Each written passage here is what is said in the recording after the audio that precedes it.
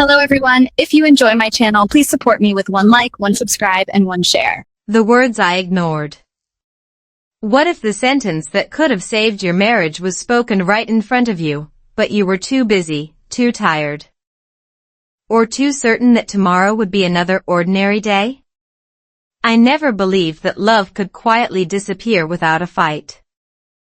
I thought broken relationships always came with loud arguments, slammed doors, and dramatic goodbyes. I was wrong. The most dangerous moments arrived in complete silence, hidden inside simple conversations, ordinary dinners, and tiny habits I stopped noticing. If you are learning English through real stories, stay with me until the end because what happened to me changed not only my family but also the way I listened, spoke, loved, and understood every simple English word that once sounded so ordinary. My name is Emma, and I live in the United States with my husband and our 2 children. From the outside, our life looked almost perfect. We had a comfortable home in a peaceful neighborhood. Every morning started with the smell of fresh coffee, school backpacks waiting by the front door, and the familiar sound of weather reports reminding us how unpredictable American mornings could be. Some days the sunshine filled every window. Other days cold rain covered everything before breakfast. Life felt organized, safe, predictable. At least, that was what I believed. Looking back now, I realize that comfort can hide problems better than chaos ever could. I always enjoyed practicing English in small moments. While making breakfast, I repeated short sentences from podcasts. While driving to the grocery store, I listened to slow English stories. I never wanted learning to feel like homework. Instead, I wanted English to become part of my everyday life. Sometimes my daughter laughed when I repeated a sentence twice just to improve my pronunciation. She smiled and said, "Mom, you sound better every week." Those little compliments made me happy, but I never imagined that listening carefully would become far more important than speaking perfectly. My husband was a quiet man. He was kind, responsible, and patient. We rarely argued. In fact, people often told us we looked like the calmest couple they knew. Friends asked us how we stayed so peaceful after so many years together. I usually smiled and answered, "We just understand each other." Today, I know that confidence can sometimes become blindness. We believed silence meant everything was fine. We forgot that silence can also mean someone has simply stopped trying to be heard. One Friday evening, we sat together on our back porch watching the sky slowly turn orange above the trees. Our children were inside laughing at a movie. The neighborhood was unusually quiet except for birds returning home before sunset. It looked like one of those peaceful American evenings people dream about. I remember thinking how lucky I was. Then my husband looked at me with an expression I had never seen before. It wasn't anger. It wasn't sadness. It was something much harder to recognize. It looked like someone carrying a heavy secret for a very long time. He opened his mouth as if he wanted to say something important. Then he stopped. Instead, he smiled politely and asked if I wanted more tea. I laughed, thanked him, and changed the subject without thinking. That tiny decision lasted less than 10 seconds. I believed another chance would always come tomorrow. Tomorrow did come, but the conversation never returned. Over the next several weeks, little things began changing. He stayed outside longer after work. His answers became shorter. Family dinners felt quieter even when everyone was talking. Our children didn't notice, but I started feeling a strange distance that I couldn't explain. I blamed stress. I blamed busy schedules. I blamed the long summer heat that made everyone tired. Anything seemed more believable than the possibility that the person sitting beside me had already been trying to tell me something I refused to hear. Psychologists often explain that our brains protect us from uncomfortable truths. We naturally notice information that supports what we already believe and quietly ignore signs that challenge our comfortable reality. Looking back, I can see dozens of moments when I could have asked one simple question: "Are you really okay?" I never asked. Not because I didn't love him, but because I believed love would always wait. Then everything changed because of a single sentence I accidentally overheard. And by the time I finally understood what those words truly meant, I was terrified that I had heard the truth far too late. Our ordinary American life. The strange thing about losing someone is that it rarely begins on the day they leave. It begins on an ordinary morning when you both smile, drink the same coffee, talk about grocery lists, and somehow miss the invisible wall growing between you. I didn't realize I was collecting clues instead of memories. If someone had paused my life right then and asked, "What is your biggest problem?"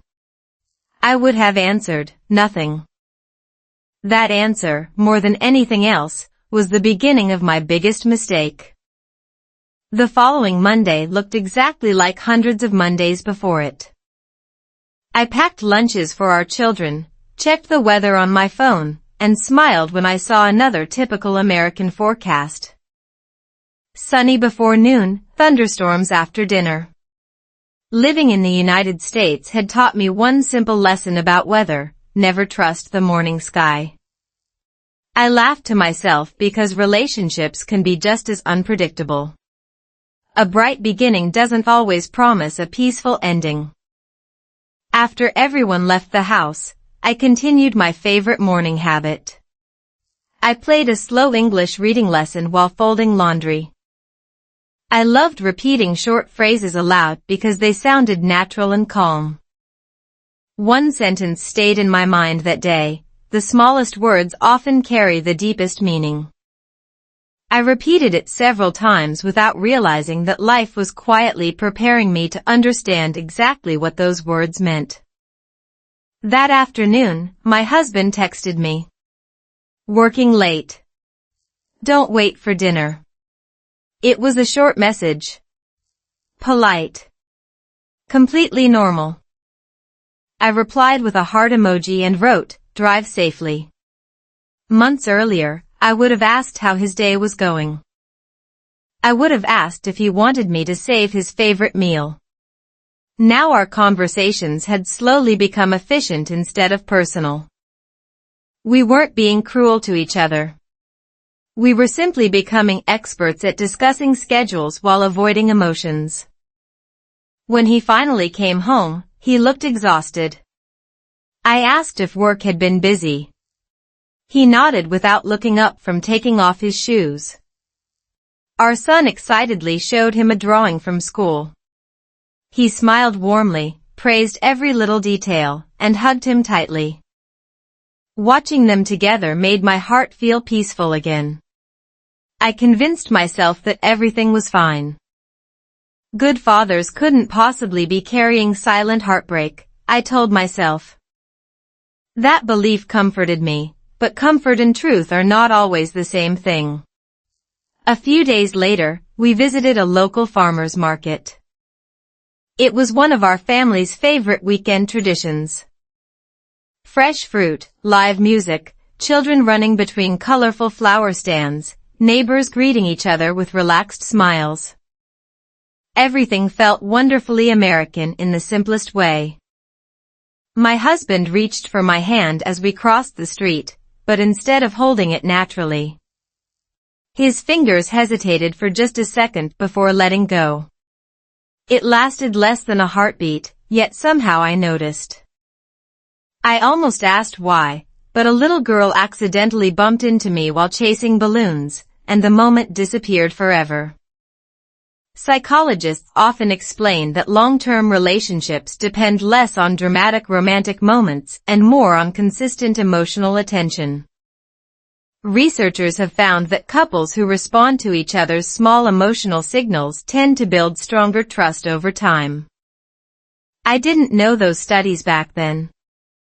If I had, I might have understood that every sigh, every unfinished sentence, and every quiet pause was not random. They were invitations. Invitations I unknowingly declined. One evening my daughter asked us a question during dinner. If you could change one thing about today, what would it be? She answered first. She wished recess had lasted longer. My son wished he had scored another goal in soccer practice. Then she looked at her father. He smiled for several seconds before answering. I wish. He whispered, then stopped. The room became strangely quiet. Finally he said, nothing. Today was okay. Everyone continued eating. Everyone except me. Something inside the answer didn't feel real.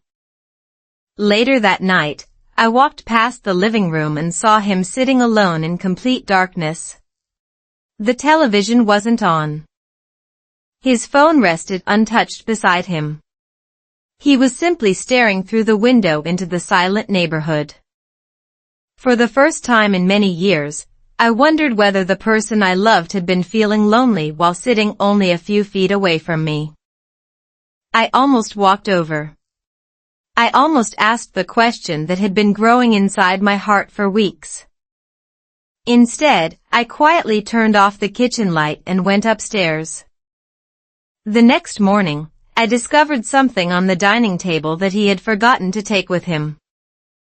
A folded piece of paper with my name written across the front in his handwriting. Silence between two hearts. Have you ever held something in your hands that looked completely ordinary? Only to realize a few minutes later it had the power to change your entire life? That folded piece of paper seemed harmless. It wasn't hidden. It wasn't locked away.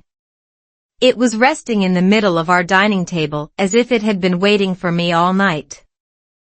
I wish I could tell you I opened it immediately. I didn't. Sometimes the truth is frightening long before we even read the first word. I stood in the kitchen staring at my name written across the front in my husband's familiar handwriting. Outside, another peaceful American morning had already begun. School buses stopped at every corner. Neighbors walked their dogs. Someone across the street waved while watering flowers. Everything looked perfectly normal, but my heart suddenly felt heavier than it had in years. I slipped the paper into my pocket because our children were coming downstairs, laughing about a funny video they had watched before breakfast. I smiled back, packed lunches, reminded everyone to grab their jackets, and acted as though nothing had changed. The strange thing about fear is that it often hides behind the most ordinary smile. After everyone left, the house became completely quiet.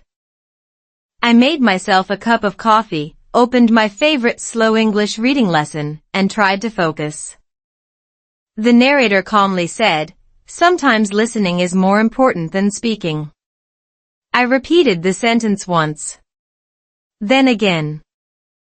It sounded simple enough for English practice, but that morning those words felt painfully personal. I paused the lesson and finally unfolded the paper.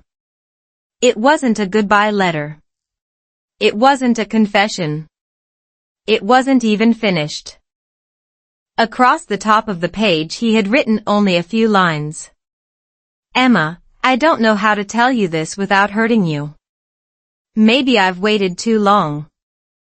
Maybe I've been waiting for you to notice." The sentence stopped there.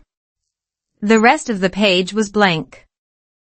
I turned it over, expecting more words on the back, but there was nothing. Just empty white paper. Somehow that frightened me even more.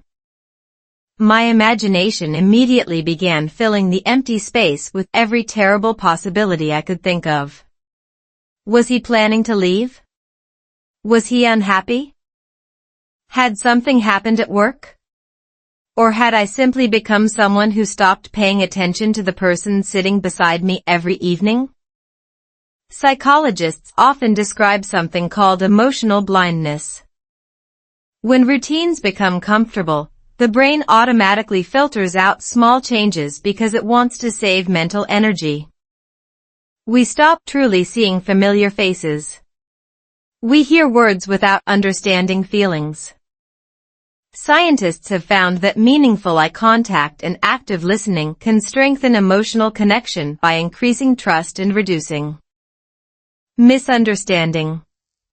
Reading those studies later made me realize something heartbreaking. My husband hadn't suddenly become distant. He had probably been quietly asking for connection in dozens of tiny ways, and my comfortable routine had taught my brain not to notice. That evening I decided things would be different. I cooked his favorite dinner.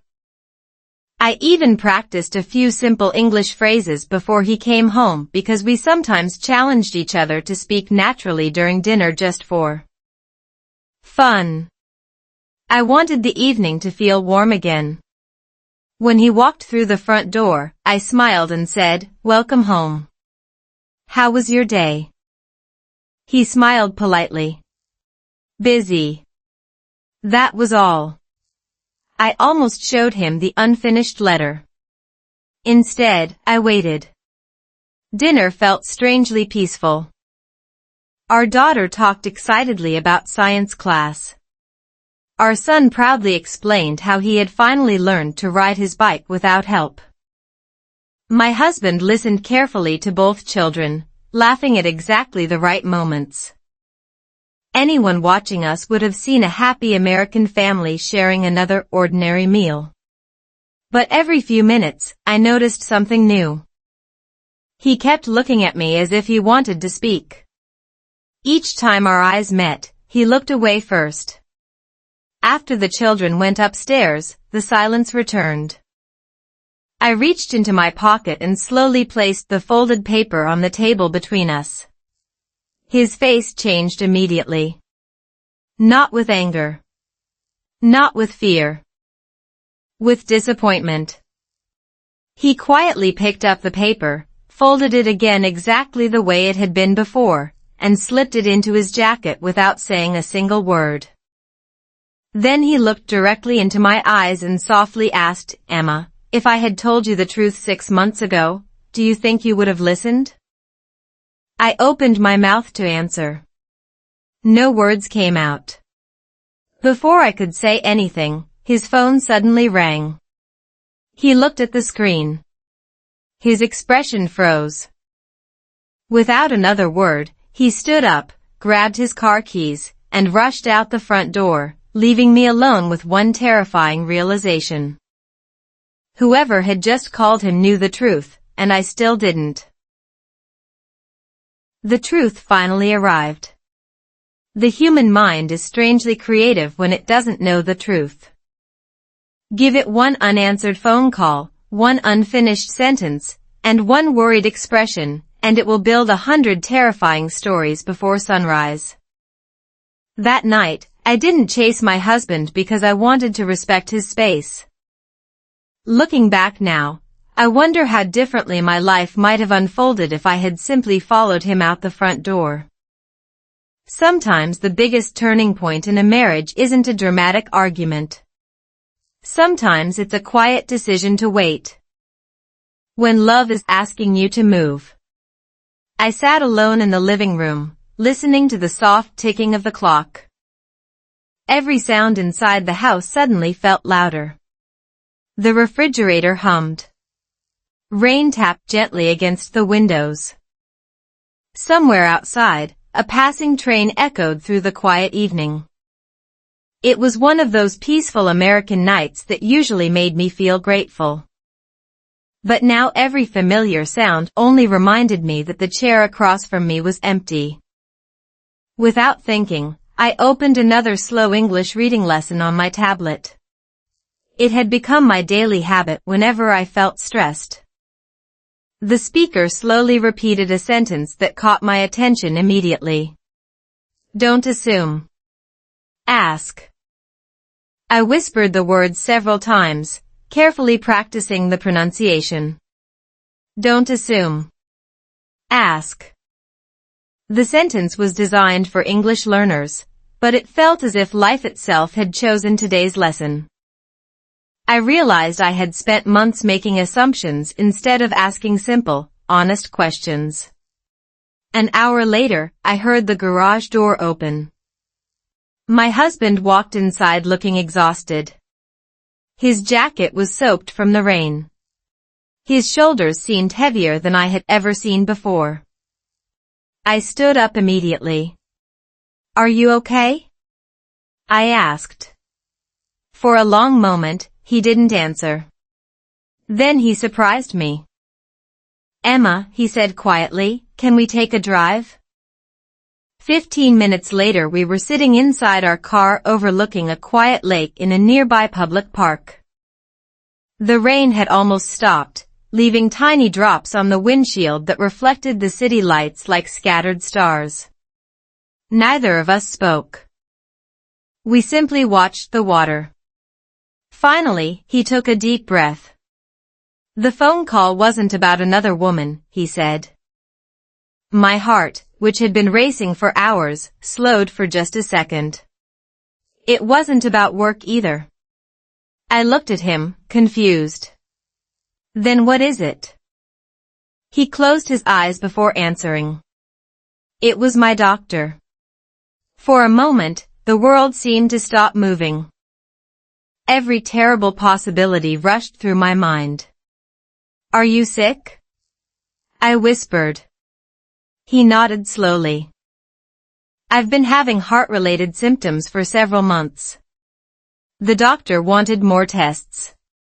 Tonight he called because the results came back. I couldn't breathe. Several months. He had known for several months. My first feeling wasn't anger. It was guilt.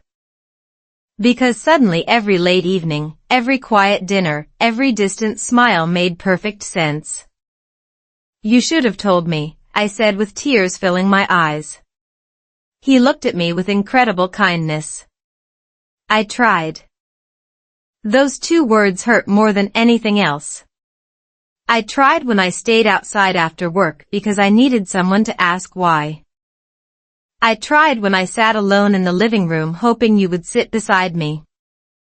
I tried with that unfinished letter because I couldn't find the courage to say it out loud. His voice never became louder. It became softer. I wasn't afraid of being sick, Emma. He paused. I was afraid of facing it alone. Psychologists often explain that emotional support doesn't require perfect advice. In fact, research consistently shows that feeling heard and emotionally understood can reduce stress and strengthen resilience during major life challenges. People don't always need immediate solutions. Sometimes they simply need another human being willing to sit beside them without looking away. Listening, researchers say, is one of the strongest forms of love. Hearing those ideas later helped me understand what I had failed to give the person I loved most. Tears rolled down my face. I'm so sorry. He reached over and gently held my hand. I know. Not it's okay. Not forget about it. Just. I know. Those words somehow carried both forgiveness and sadness. For the first time in months, we talked honestly. Not about bills. Not about schedules. Not about the children. We talked about fear. We talked about growing older. We talked about how two good people can slowly become strangers without ever meaning to. When we finally drove home, I believed the hardest part was behind us. I believed the truth had finally been revealed. I couldn't have been more wrong. The next morning, the hospital called again. This time, they weren't asking my husband to come back alone. They specifically asked for both of us. Because the specialist had found something in the final report that neither of us had been prepared to hear. Learning to listen again. If you think the scariest moment is hearing bad news from a doctor, let me tell you something I learned the hard way. Sometimes the real fear begins after the diagnosis. When two people look at each other and silently wonder whether love is still strong enough to carry what comes next. I walked into that hospital believing I needed answers about my husband's health. I walked out realizing the first thing our family needed to heal wasn't medicine. It was something we had been missing for months, the courage to truly listen. The hospital lobby was unusually quiet that morning. Sunlight poured through the large glass windows, making everything appear calmer than I felt inside. Nurses greeted patients with warm smiles. Families sat together holding coffee cups and hopeful expressions. Life continued around us as if nothing extraordinary was happening, yet every step toward the cardiology office felt heavier than the last. My husband squeezed my hand gently. For the first time in many months, neither of us tried to hide our fear behind polite smiles. While we waited, I opened a language learning app on my phone, hoping to distract myself. The lesson of the day introduced a simple phrase, "I'm here for you." I whispered it slowly several times, paying attention to every word. For small words. Easy English. Easy pronunciation. Yet I realized I hadn't truly said them to my husband in a very long time. Sometimes the simplest English sentence carries more emotional weight than the longest conversation. The specialist welcomed us into his office with a calm voice that immediately lowered my heartbeat. After reviewing several test results, he explained that my husband's condition was serious enough to require treatment and lifestyle changes. But it was not the devastating outcome we had imagined the night before. The abnormal findings had been discovered early. With proper care, regular monitoring, healthier habits, and reduced stress, the outlook was encouraging. I felt tears filling my eyes again, but this time they came from relief instead of panic. As we left the hospital, neither of us rushed to the car. Instead, we sat together on a bench outside surrounded by green trees moving gently in the summer breeze. For several minutes we simply watched people walking by. Then I finally spoke. "I'm done pretending everything is fine when it isn't." He looked at me carefully. "I don't want perfect conversations anymore," I continued. "I just want honest ones." He smiled, and for the first time in what felt like forever, that smile reached his eyes. "I've missed you," he admitted quietly. Not the version of me who packed lunches, managed schedules, or remembered every family appointment. The real me. The woman who used to ask questions because she genuinely wanted to know the answers.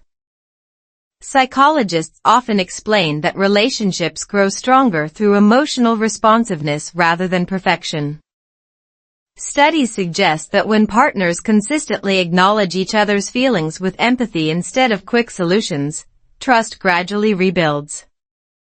Healing rarely happens in one dramatic moment. It grows through hundreds of ordinary conversations where both people finally feel safe enough to be honest. That idea completely changed the way I saw marriage. Love wasn't disappearing. It had simply been waiting for someone to slow down and notice. That evening we created one tiny family tradition. No phones during dinner. No television in the background. Just conversation. At first it felt surprisingly awkward. We had become so accustomed to distractions that silence almost felt uncomfortable. Then our son asked his father what had made him smile that day. My husband answered honestly. Our daughter shared a funny story from school. I admitted that I had been afraid all week. No one judged anyone. No one tried to fix everything. We simply listened. Over the following days I kept practicing English through real-life conversations instead of memorizing endless vocabulary lists. Every morning I repeated expressions like, "How are you really feeling? Tell me more. I'm listening." Those simple sentences improved not only my English but also the way I connected with the people I loved. I finally understood that language isn't only about grammar. It's about opening doors that silence quietly closes. For the first time in months, our home began to feel lighter. Laughter slowly returned. Even the children seemed more relaxed, although they never fully knew what had happened between us. I believed we were finally moving toward a happier chapter. Then, on a quiet Saturday afternoon, while organizing old family photos in the hallway closet, I found a small sealed envelope hidden inside one of our photo albums. Across the front, in my husband's handwriting, were 6 words that instantly made my heart stop. Open only if I can't say it. Healing takes patience. Have you ever discovered something that made your hands freeze before your mind could even understand why? That sealed envelope wasn't hidden because my husband wanted to keep a secret from me. It was hidden because he had been preparing for a future he hoped would never happen. In that single moment, I realized something heartbreaking. While I had been planning birthday dinners, weekend trips, and ordinary family routines, the man I loved had quietly been preparing goodbye words. Just in case life made the decision for him. I held the envelope carefully, reading the handwriting again and again. Open only if I can't say it. My heart wanted to tear it open immediately, but something stopped me. He was downstairs helping our son repair an old bicycle in the garage. I could hear both of them laughing whenever a wrench slipped or a bolt rolled across the floor. That sound reminded me of something important. He was here. He was smiling. He was still part of this ordinary Saturday afternoon. I gently placed the envelope back inside the photo album and closed the cover. For the first time in many weeks, I chose the present instead of my fear. Later that evening, after the children had gone to bed, I made 2 cups of tea and invited him to sit with me on our back porch. The summer air felt warm, and fireflies drifted quietly across the yard. Our neighborhood looked peaceful, with porch lights glowing softly along the street. It was one of those beautiful American evenings that often pass unnoticed because people are too busy looking at their phones instead of the sky. I found something today, I said softly. He looked at me without speaking. The envelope. His shoulders relaxed. I wondered when you would. I didn't open it. For several seconds he simply stared at his tea. Thank you, he whispered. I reached across the small table and held his hand. Will you tell me what was inside? He smiled sadly. It wasn't a goodbye letter. I blinked. It was a reminder. A reminder? He nodded. If I ever became too sick or too frightened to speak honestly, I wanted you to know one thing. He paused before continuing. I never wanted more money. I never wanted a bigger house. I never wanted a different life. His voice became almost too quiet to hear. I just wanted more moments where we were truly together. Those words stayed with me long after the conversation ended. Psychologists often describe something called emotional presence. Research suggests that feeling emotionally available to another person can reduce anxiety, strengthen relationships, and even improve physical well-being during stressful periods. It's not measured by expensive vacations or perfect anniversaries. It's measured by simple habits, making eye contact, asking thoughtful questions, listening without interrupting, and giving someone your full attention. I suddenly realized that healing wasn't going to happen because of one emotional conversation. It would happen through hundreds of ordinary evenings exactly like this one. The following week, we started creating new routines together. Every morning before work, we walked around our neighborhood for 20 minutes. Sometimes we talked. Sometimes we simply enjoyed the quiet sounds of birds and distant traffic waking up with the city. During those walks, I continued practicing English naturally. I noticed the flowers are blooming. The weather feels cooler today. What made you smile yesterday? Simple sentences. Simple pronunciation.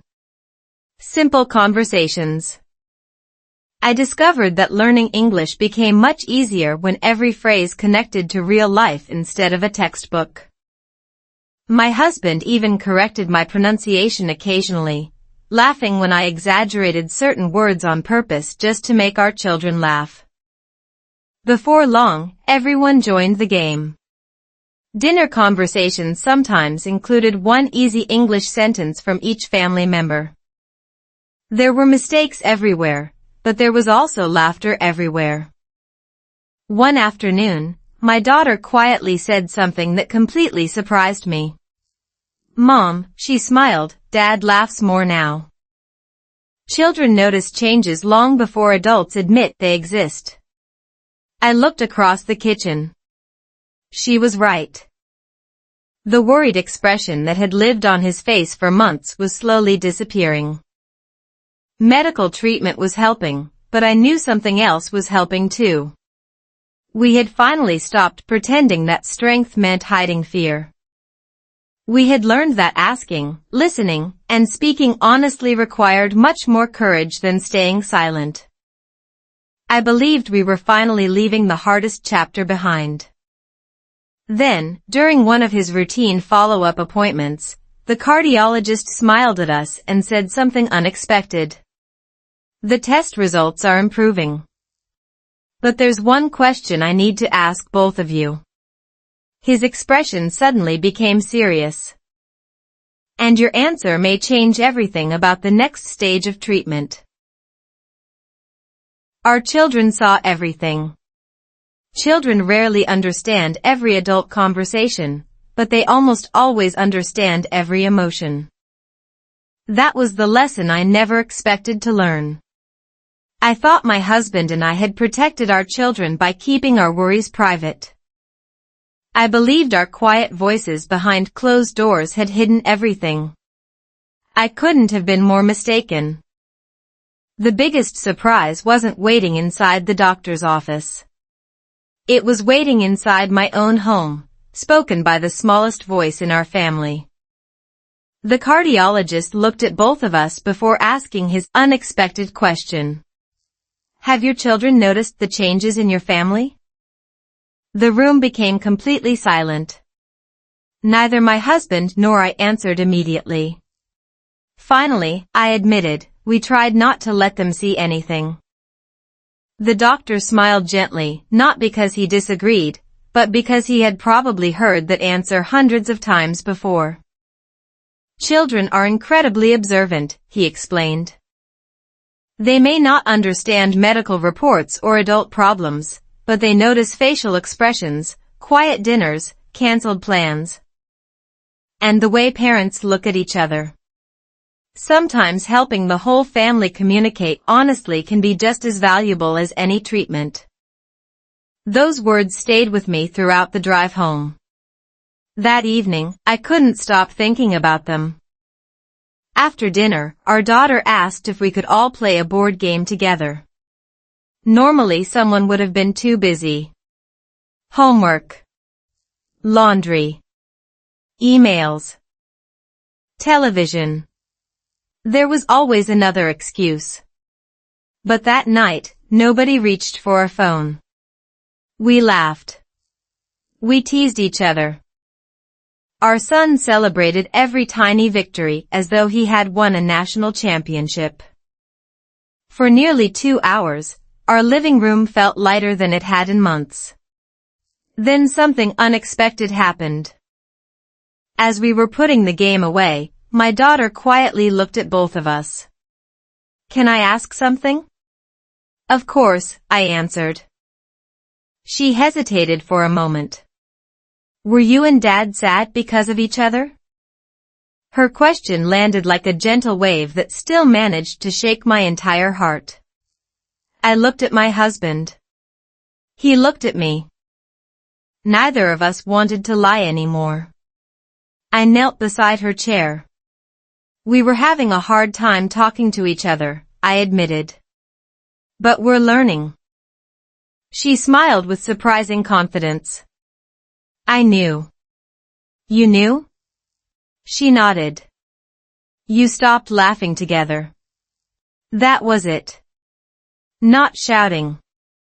Not arguments. Not dramatic scenes. Just. You stopped laughing together. Psychologists often explain that children develop emotional security by watching how adults repair relationships. Not by growing up in homes where conflict never exists. Research suggests that when parents model healthy communication, sincere apologies, and empathy, children build stronger emotional resilience and healthier future relationships. That realization completely changed how I viewed our responsibility. We didn't need to appear perfect. We needed to show that love can recover after difficult seasons. The next weekend, we decided to begin a new family tradition. Every Sunday afternoon, we visited a different local park somewhere around our city. Sometimes we packed sandwiches. Sometimes we brought homemade cookies. Sometimes we simply walked together under tall trees while enjoying the changing American seasons. One Sunday, colorful autumn leaves covered every path. Our son ran ahead collecting the brightest red leaves he could find. My daughter practiced taking photographs with her small camera. Meanwhile, my husband and I walked slowly behind them. We weren't discussing hospital appointments anymore. We weren't talking about unfinished letters. Instead, we practiced something much simpler. Real conversation. To keep improving my English naturally, I challenged myself to describe everything I saw. The lake looks peaceful today. The air feels cooler than yesterday. I'm grateful we're here. My husband smiled every time I spoke. You sound more confident, he said. I laughed. I think I'm finally learning that language isn't only about vocabulary. He nodded. It's also about courage. That sentence stayed with me for days. Because he was right. Learning a language requires accepting mistakes. Healing a marriage requires exactly the same thing. Neither journey moves forward unless someone is willing to feel uncomfortable. Weeks slowly passed. His treatment continued successfully. His energy returned little by little. Even our neighbors began noticing the difference. You two seem happier lately, one of them said while we were walking our dog. I smiled. We've started listening more. She probably thought I meant hearing. I actually meant understanding. One quiet evening, while organizing old family videos on the television, our daughter found a recording from several years earlier. We watched ourselves laughing during a summer picnic. Halfway through the video, she suddenly paused the screen. Mom. I looked up. She pointed toward the frozen image. Who's that woman? I laughed. What do you mean? That's me. She slowly shook her head. No. She smiled gently. That's the version of you Dad has been hoping would come back. Before I could answer, my husband quietly reached into his jacket pocket and placed something on the coffee table. It was the same sealed envelope. This time, he gently pushed it toward me. Then he whispered 5 words I will never forget. I think you're ready now. A new beginning together. Some envelopes are opened with curious hands. Others are opened with trembling hearts because you already know the words inside will change you forever. For weeks, that sealed envelope had quietly followed our story like a shadow. I had imagined 100 different endings. A goodbye letter. A final wish. A hidden confession. But when my husband gently slid it across the coffee table and whispered, I think you're ready now, I realized the greatest surprise wasn't waiting inside the envelope. It was waiting inside the woman I was about to become. My hands shook as I carefully broke the seal. The room was completely silent. Our children had already gone upstairs, leaving only the soft glow of a table lamp and the quiet sound of autumn wind moving through the trees outside our living room window. My husband didn't rush me. He simply sat beside me, watching with calm eyes that no longer carried the same fear I had seen only a few months earlier. Inside was a single handwritten page. The first sentence immediately filled my eyes with tears. If you're reading this while I'm sitting beside you, then life has already given us another chance. I stopped reading. I looked at him. He smiled. Keep going. I took a slow breath and continued. I wrote this because I was afraid that one day my voice might disappear before my love did. But if we're together when you read these words, promise me something. Don't waste another ordinary Tuesday. Don't postpone another conversation. Don't believe that love automatically survives simply because 2 good people live in the same house. Love survives because 2 people keep choosing each other, especially on the most ordinary days. I couldn't hold back my tears anymore. Every sentence felt less like a goodbye and more like a second beginning. At the bottom of the page he had written one final line. Please laugh with me again. Without thinking, I leaned over and hugged him more tightly than I had in years. Neither of us spoke. Some moments become too meaningful for words. Psychologists often explain that gratitude expressed through written words has a powerful effect on emotional healing. Studies suggest that handwritten messages create deeper emotional connection because they communicate intention, vulnerability, and presence. Reading that letter helped me understand something important. My husband hadn't written it because he expected the worst. He had written it because love deserves to be spoken while there is still time to hear it. The next morning felt completely different. Nothing extraordinary had changed. The same kitchen. The same coffee. The same school backpacks waiting near the front door. Yet everything somehow felt new. While preparing breakfast, I played another slow English listening lesson in the background. The speaker calmly repeated a sentence. Every new day is another chance. I smiled and repeated it aloud. Not because I needed to practice pronunciation. Because I finally believed it. From that day forward, English became part of our family in a much more natural way.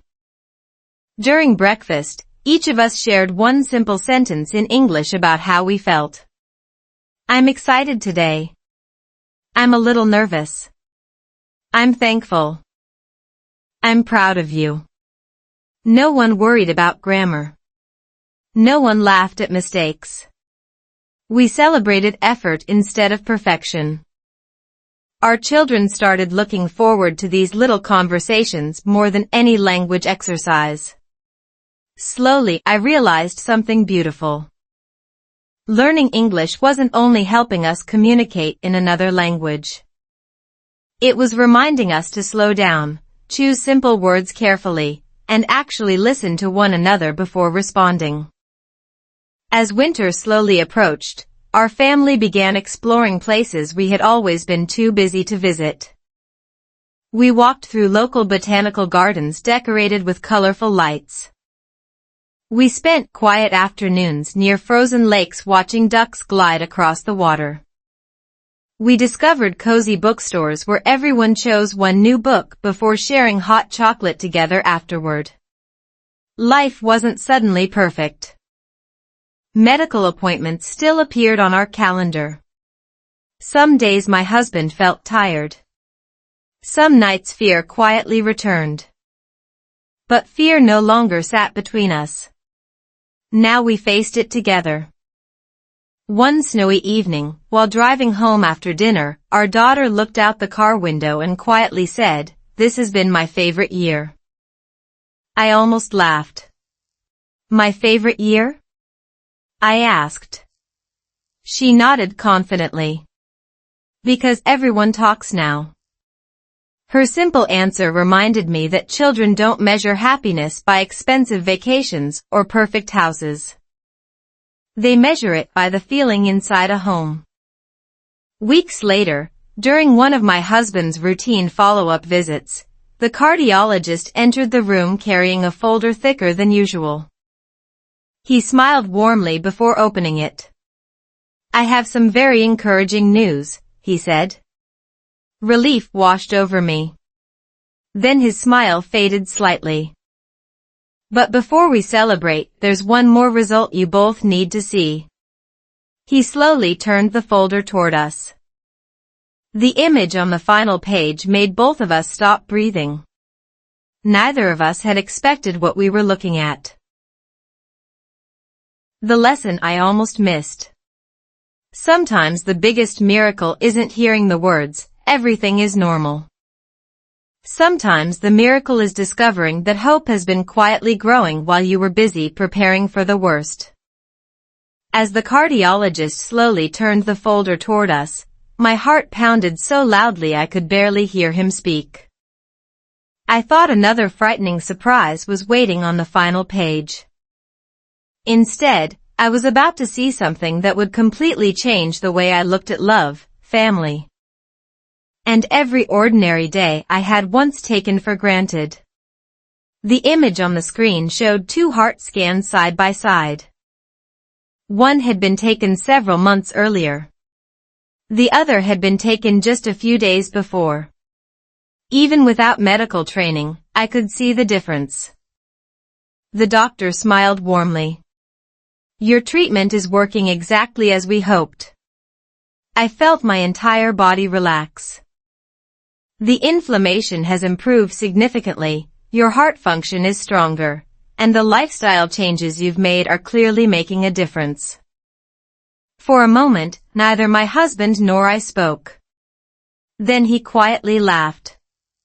Not the nervous laugh I had heard during difficult weeks. A real laugh. The kind that reaches your eyes before anyone notices the smile. The doctor continued. "Medicine helped." He paused. "But reducing stress, improving emotional support, sleeping better, walking regularly, and maintaining close family relationships have all played important roles." Those words stayed with me longer than any medical explanation. Healing had never depended on one miracle. It had depended on hundreds of ordinary decisions. Later that afternoon, we drove to our favorite lakeside park. The trees were beginning to bloom again, and families filled the walking trails with bicycles, strollers, and happy conversations. Everything looked almost exactly the same as the day we had first come here after leaving the hospital. Only one thing had changed. Us. We found the same wooden bench where months earlier we had cried together, terrified of what the future might bring. This time, we simply watched the water. I almost lost this, I whispered. My husband gently shook his head. No. He smiled. We almost forgot how to protect it. That sentence was so simple. Yet it explained our entire journey. Psychologists often describe relationships as living systems rather than finished achievements. Research suggests that couples who regularly express appreciation, curiosity, and emotional responsiveness are far more likely to recover after difficult seasons than couples who assume love can survive without attention. The strongest marriages are not built by people who never struggle. They are built by people who continue choosing each other after discovering that love requires maintenance, just like health, friendship, and trust. As spring arrived across our neighborhood, our family naturally settled into new routines. Saturday morning walks became longer. Family dinners became louder. Movie nights returned. Even our children noticed how different the house felt. One evening, while practicing English together after dinner, my son proudly read a short sentence from his beginner storybook. Kind words make strong hearts. He looked at me and asked, Mom, is that true? I smiled. I think it's one of the truest sentences I've ever heard. From then on, our English practice became something much more meaningful than vocabulary. Each family member shared one simple English sentence before bedtime. Thank you for listening. I appreciate your help. I'm proud of you. Tomorrow is a new day. Our pronunciation wasn't perfect. Sometimes we laughed at funny mistakes. Sometimes we mixed words together. But none of that mattered. Because every sentence reminded us to slow down and really hear one another. Several weeks later, I found the unfinished letter my husband had written months before. This time, I didn't feel afraid. I gently placed it inside a small memory box together with family photographs, our children's drawings, and the hospital visitor badge I had almost thrown away. I wanted to keep those memories. Not because they were painful. Because they reminded me how close we had come to losing something precious without even realizing it. That evening, my husband surprised me with a question. If you could go back and change one moment, which one would you choose? I thought about the unfinished letter. The silent dinners. The lonely evenings. The missed opportunities. Then I slowly shook my head. I wouldn't change the past. He looked surprised. Why? Because if I erased our hardest season, I might also erase everything it taught us. He reached across the table and gently held my hand. Neither of us needed to say anything else. For the first time in a long time, silence didn't separate us. It connected us. Just when I thought our story had finally reached its peaceful ending, our daughter ran into the room holding an envelope that had arrived in the afternoon mail. It's for both of you, she said excitedly. There was no return address. Only our names. My husband looked at me. I looked at him. Slowly, I turned the envelope over. Then I noticed 7 handwritten words across the back that instantly made my heartbeat quicken once again. Your next chapter begins after this letter. Hope was never too late. What if the ending you were desperately searching for was never hidden inside a letter, a medical report, or even a perfect apology? What if it had been quietly waiting inside the next ordinary day, ready to appear only after you finally learned how to listen? When I turned that mysterious envelope over and read the words, your next chapter begins after this letter, I realized something unexpected. I was no longer afraid of what I was about to discover. For the first time in a very long time, I believed that whatever came next, we would face it together. I carefully opened the envelope while my husband sat beside me and our children watched with curious eyes from across the living room. There was no legal document. No hospital report. No frightening news. Inside was a single invitation. It had been sent by a local community center that organized family volunteer events every month. Months earlier, my husband had quietly signed our family up, hoping we would spend more meaningful time together. Because of everything that happened with his health, he had completely forgotten about it. At the bottom of the invitation, someone had handwritten a simple message. Thank you for choosing to build stronger families together. I smiled through tears. The mysterious letter that had filled my imagination with fear was actually pointing us towards something beautiful. The following Saturday, we joined dozens of other families at a neighborhood community garden. Some planted flowers. Others painted benches or repaired playground equipment. Our children happily carried small watering cans that looked almost bigger than they were.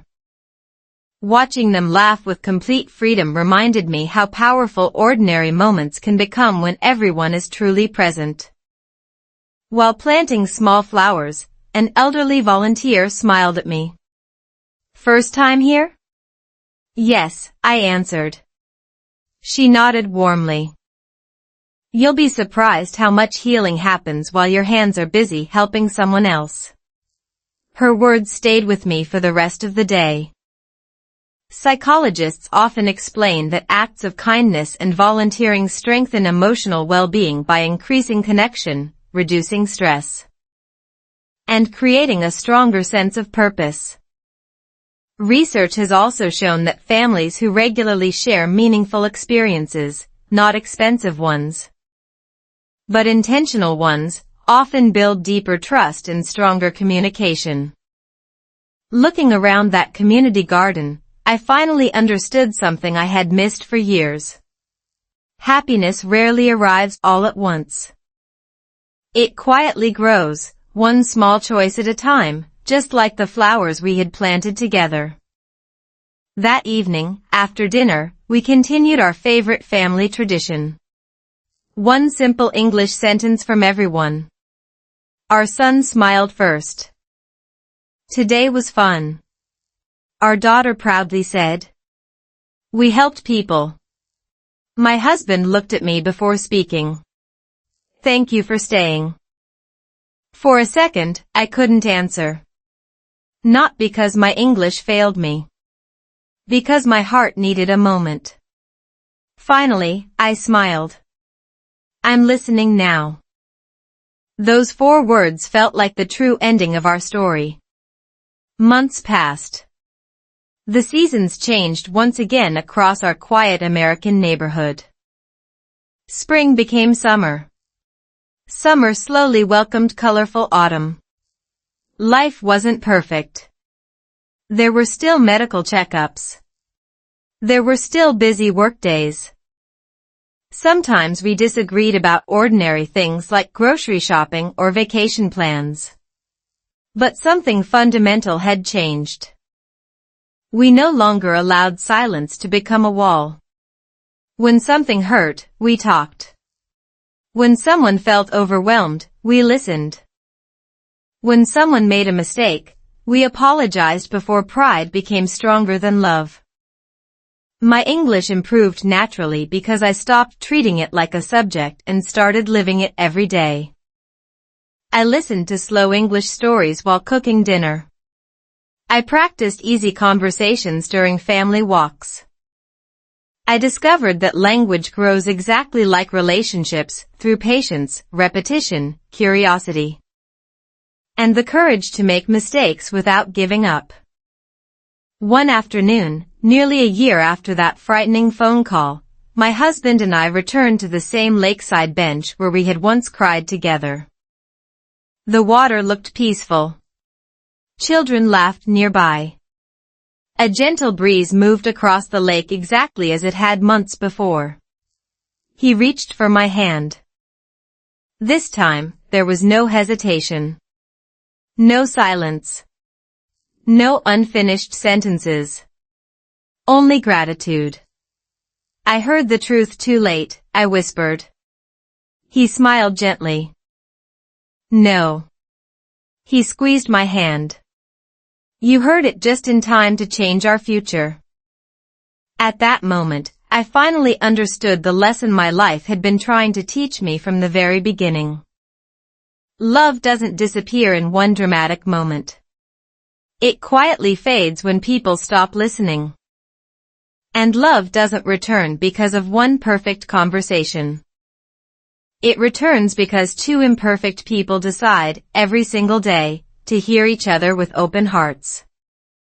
If this story reminded you to call someone, forgive someone, ask one more question, or simply listen a little longer today, then perhaps our journey has already reached far beyond our own family. Sometimes the greatest sentence you will ever learn, in English or in life, is also the simplest. I'm here. I'm listening. I'm not leaving.